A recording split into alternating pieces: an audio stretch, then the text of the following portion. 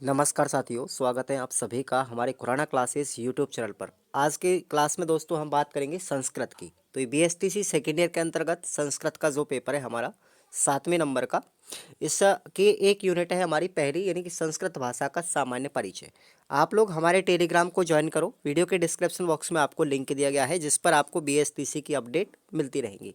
और जब आपकी एग्ज़ाम खत्म होंगी तो आपको तुरंत ही रीट की क्लासें भी स्टार्ट हो जाएंगी, बिल्कुल टेंशन मत लीजिए, ठीक है। तो चलिए, पहला क्वेश्चन ये 2019 में आया भी था तो दोबारा आने के चांसेस होते हैं कोई कोई प्रश्न के।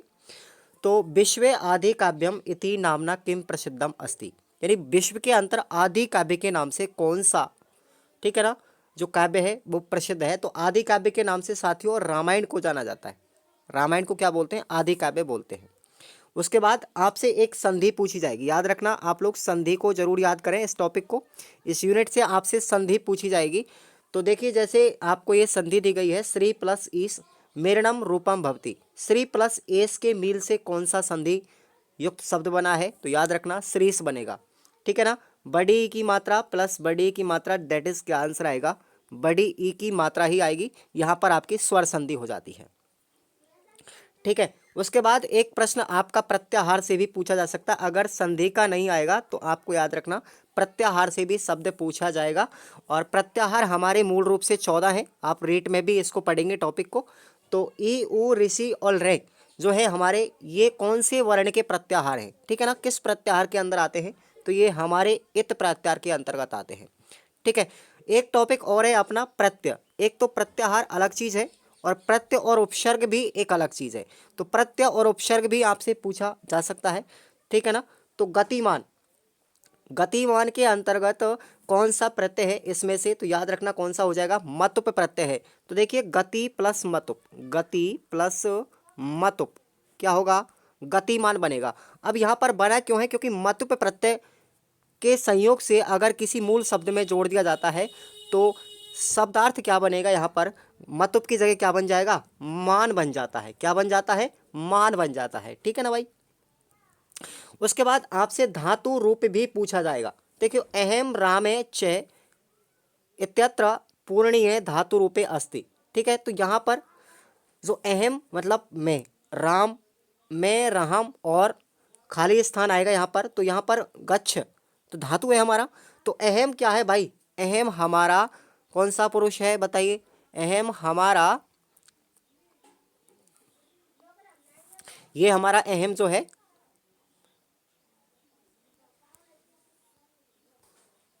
यहाँ पर आपके हो गए राम और मैं। अब यहाँ पर दो व्यक्ति है ना, तो ये दो व्यक्ति हैं, तो ये हमारा हो गया तीसरा रूप। कौन सा हो गया? तीसरा रूप है, यानी उत्तम पुरुष के अंदर जाएगा। और उत्तम पुरुष में भी द्विवचन है, क्योंकि राम और मैं जाते हैं, जाते हैं। इसका मतलब देखो, इसमें आप लोग धातु रूपों को याद रखना। मैं आपको गति के धातु रूप बता रहा हूँ। जैसे गच्छति, ठीक है, गच्छति, गच्छत, गच्छन्ति, ठीक है, गच्छसि, गच्छत, गच्छत, गच्छामि, गच्छाव, गच्छाव आ गया ना। इसका मतलब हमारा यहाँ पर कौन सा है? अपना उत्तम पुरुष है और द्विवचन है, राम और मैं जाते हैं, ठीक है। तो हमारा ये आपको याद रखना है, गच्छाव बन जाएगा, ठीक है।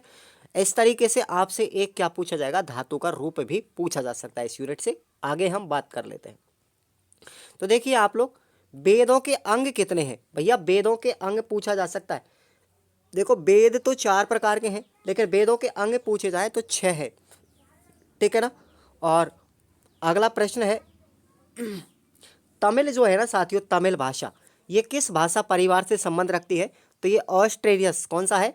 ऑस्ट्रो एशियाई। ऑस्ट्रेलिया और एशिया दोनों का जो मिक्सचर है वो क्या है? तमिल भाषा है हमारी, ठीक है। अगला प्रश्न आप लोग देखिए, राष्ट्रीय शिक्षा नीति की घोषणा कब हुई थी? तो ये पहली राष्ट्रीय शिक्षा नीति है, वर्ष 1968 में आई थी। दूसरी हमारी 1986 में आई थी। और वर्तमान में 2020 जो है अब लॉन्च होगी। 2020 बनाई थी नरेंद्र मोदी के समय पर। तो इसमें केवल 1968 है, तो 1968 सही मान लीजिए।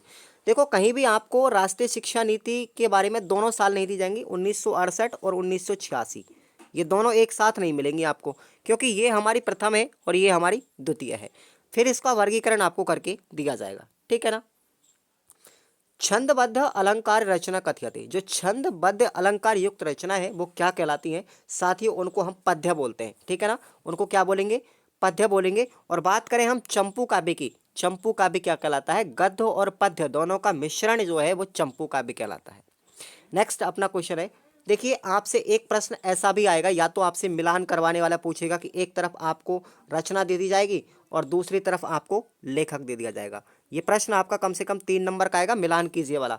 तो यात्रा विलासम, ये रचना किसकी है, यात्रा विलास रचना किसकी है, नारायण लाल अंकर की है। किसकी है, नारायण लाल अंकर की है। तो ये आपको याद रखना है। ऐसे ऐसे ही नल चंपू किसकी रचना है, तो नल चंपू जो है वो किसकी है, त्रिविक्रम भट्ट की है। त्रिविक्रम भट्टस्य यानी त्रिविक्रम भट्ट की। नेक्स्ट अपना है ध्वनि विज्ञान। ध्वनि विज्ञानम कस्य वेदांगस्य विषय अस्ति। ध्वनि वेदांग जो है, सॉरी ध्वनि विज्ञान है, वो वेद का कौन सा अंग है, बताइए कौन सा अंग है, शिक्षा का अंग है। ठीक है ना, तो ये आपको याद रखना। भवभूते जो नाटक है ना हमारा, भवभूते नाटक, इसमें कितने, भवभूते कति नाटकानि सन्ति, यानी भवभूते कितने नाटक हैं, भवभूते के कितने नाटक हैं, तो 3 नाटक है साथियों, याद रखना आप लोग इसको भी। उसके बाद आपसे अगला प्रश्न इस तरीके से पूछा जाएगा, देखिए देखो, सीता तौ पत्रम, सीता तौ पित्रम, मैंने आपको बताया कि धातु का रूप भी आपसे पूछा जा सकता है एग्जाम के अंदर, चाहे वो ऑब्जेक्टिव में आए चाहे 1 नंबर के प्रश्न में आए। ठीक है ना, तो सीता तौ पत्रम लिखंती, लिखंती हो गया ना, एक तो हो गया सीता, और तौ का मतलब वे दोनों, सीता और वे दोनों क्या लिखते हैं, पत्र लिखते हैं, इसका मतलब बहुवचन हो गया ना, लिखती लिखत लिखंती, तो ये प्रथम पुरुष है, बहुवचन है, ये आपको याद रखना है। ठीक है ना, लिखती लिखत लिखंती, लिखसी लिखत लिखत, लिखामी लिखाव लिखाम, तो ये अपना कौन सा है, प्रथम पुरुष है, बहुवचन है, क्योंकि तौ हमारा क्या है, तौ में 2 व्यक्ति हो गए और एक सीता हो गए, इसका मतलब 3, तो आप मान लीजिए ये बहुवचन हो गया। ठीक है, अगला प्रश्न है अपना, विश्वस्य प्रथम पुस्तक किम, विश्व की प्रथम पुस्तक कौन सी है, तो याद रखना वो है हमारी ऋग्वेद है। कौन सा है, सबसे पुरानी पुस्तक हमारी ऋग्वेद है। और ये वेदों के प्रकार भी हैं, 4 प्रकार के वेद हैं, आप लोग याद रखना। उसके बाद है टाइटोनिक, टाइटोनिक ग्रीक प्रभृत्य भाषा संति, टाइटोनिक ग्रस की जो मूल भाषा है वो कौन सी है, वो है हमारी यूरोपियन। किसकी है, टाइटेनिक जो ग्रीक भाषा है वो किसकी है, यूरोप की भाषा है। प्राकृत भाषा का काल कौन सा है, प्राकृत भाषा कालम मन्यते, जो प्राकृतिक भाषा है उसका काल कौन सा माना जाता है, तो याद रखेंगे 500 ईस्वी पूर्व से लेकर के 1000 ईस्वी पूर्व के मध्य में, तो ये 500 समय काल जो वर्षों का समय है ये है।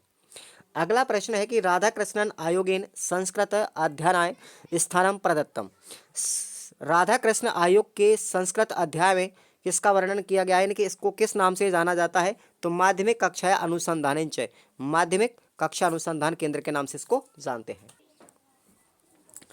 नेक्स्ट प्रश्न अपना आता है कि भाई आपको इस तरीके से मैंने बताया था कि सुमेलित करना, सुमेलित कीजिए उचित रचनाओं को, तो आपको याद रखना है कि भाई ऋतु संहार, ऋतु संहार किसकी है, ये कालिदास की है। ठीक है, कालिदास की 7 रचनाएं हैं, कालिदास की 7 ही रचना आपको अच्छे से याद करके जानी है। ठीक है, आगे नेक्स्ट प्रश्न आएगा आगे। उसके बाद शिशुपाल की बात करें तो शिशुपाल वध है हमारी कभी माघ की, किसकी है, माघ की है। और सीता चरितम किसकी है, डॉक्टर रेवा प्रसाद द्विवेदी की। और चंपू का भारत चंपू किसकी है भैया, अनंत भट्ट की है। तो ये प्रश्न आपको ऐसे याद रखना है। नेक्स्ट अपने यहाँ पे मिलान करने वाला एक प्रश्न आएगा, ऐसे 4-5 हैं, इन 4-5 को आप लोग ढंग से रटते जाना बस। उसके बाद 10 कुमार चरितम किसकी है भाई, ये अपनी दंडी की है। और उसके बाद कादम्बरी किसकी है, कादम्बरी है हमारी बाण भट्ट की। उसके बाद तिलक मंजरी, ध्यान रखना तिलक मंजरी है धनपाल की। और कृष्ण चरितम है अपनी अगस्त्य ऋषि की। ठीक है ना, उसके बाद ये अपना और है एक आदर्श रमणी, आदर्श रमणी किसकी है, याद रखना आप लोग, मथुरानाथ भट्ट की है। उसके बाद लेनिना मृतम, लेनिना मृतम किसकी है, यह है अपनी पदम दत्त ओझा की। रावण वध याद रखना आप लोग किसकी है, भट्टी, याद रखना आप लोग। उसके बाद है कश्यप कवि, कश्यप कवि रचना किसकी है, गिरधर शर्मा चतुर्वेदी की। ठीक है ना, तो ये आप लोगों को 3 याद रखने हैं। उसके बाद तो कई सारे, पंचतंत्र भी कई बार पूछी गई है, विष्णु शर्मा की है पंचतंत्र। और अष्टादही भी कई बार पूछी गई है, ये पाणिनि की रचना है। सिद्धांत शिरोमणि ये किसकी है भाई? ये भास्कर आचार्य की है। और नल दमयंती ये किसकी है? त्रिविक्रम भट्ट की। तो ये 4 रचना और भी ज़्यादा इंपॉर्टेंट मुझे दिखाई दे रही है, मोस्टेड है ये, ठीक है ना। चलिए नेक्स्ट हम आते हैं आगे।